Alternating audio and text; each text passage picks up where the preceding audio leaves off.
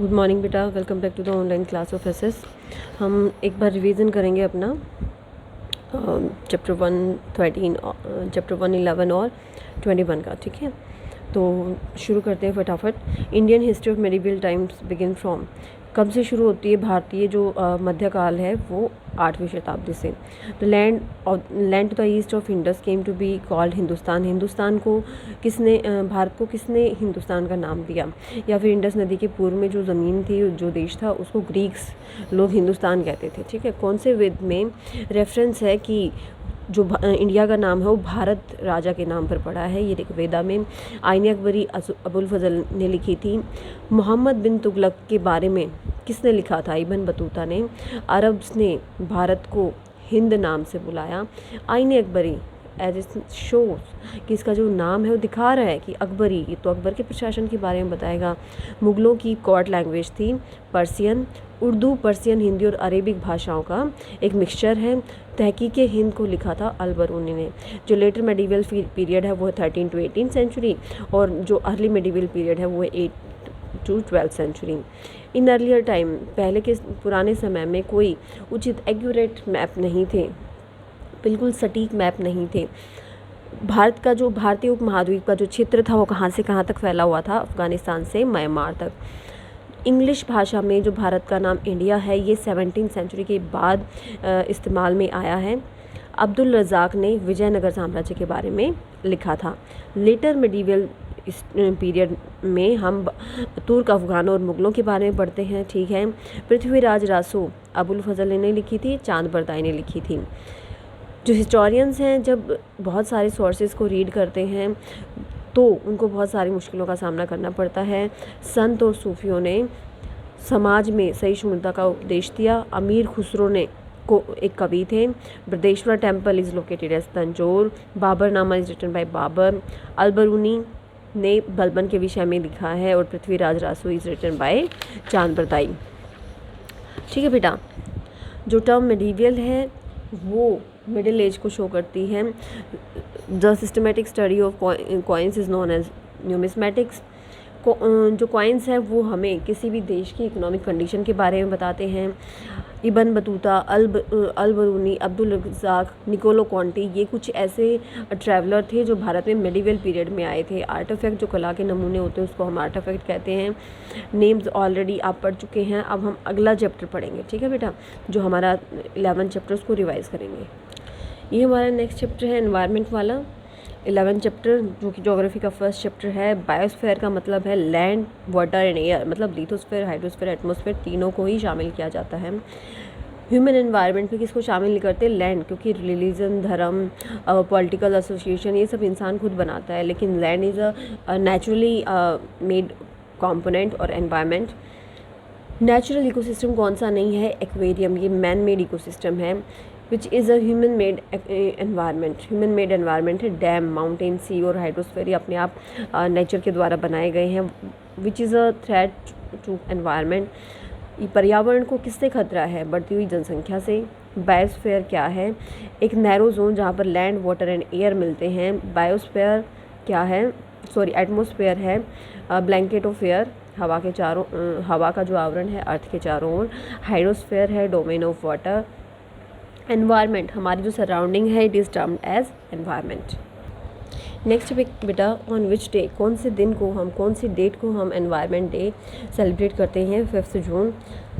ये एक ऐसा व्यापारिक प्रणाली है जिसमें हम पैसे के इस्तेमाल के बिना चीज़ों की अदला बदली करते हैं, तो यह barter system.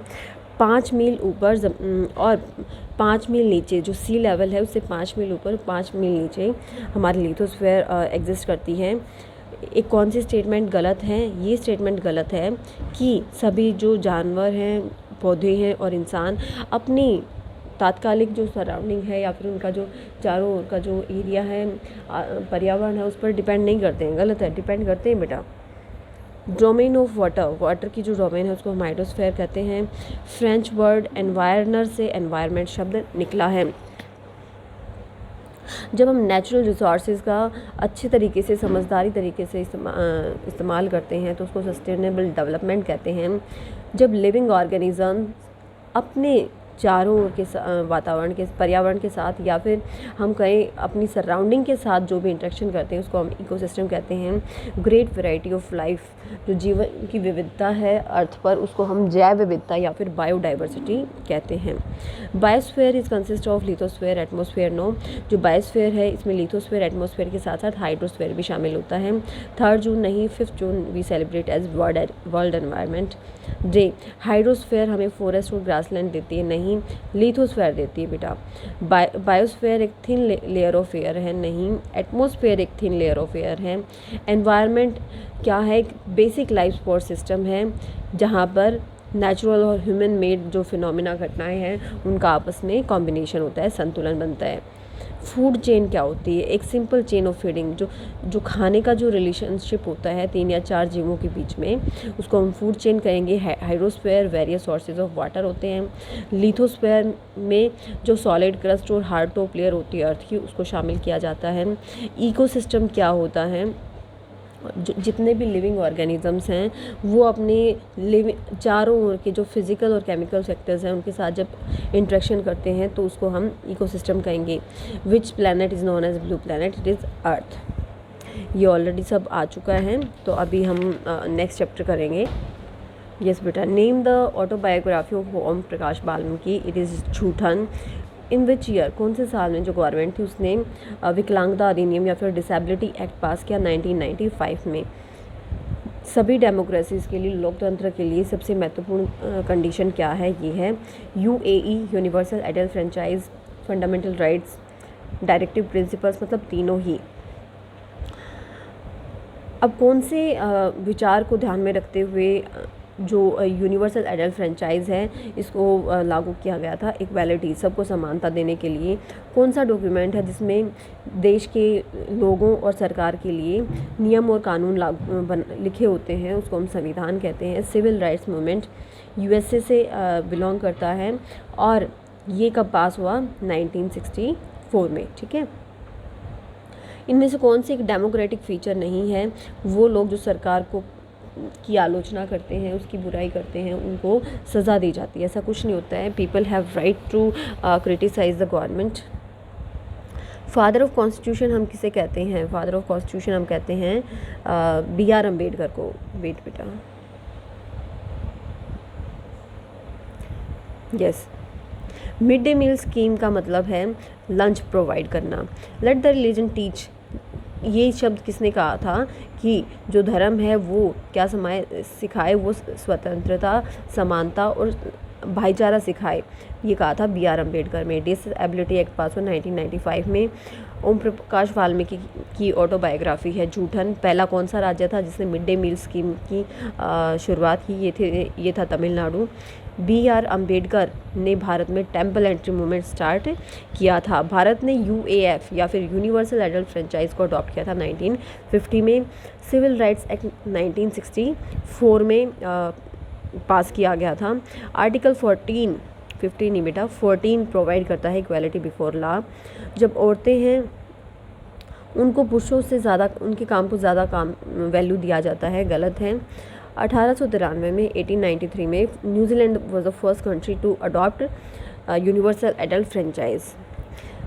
Civil rights act 1964 में। मिड डे मील 2001 में लागू हो गया था। डिसेबिलिटी एक्ट 1995 में। तवा मत्स्य संघ कहाँ से रिलेट करता है? मध्य प्रदेश से।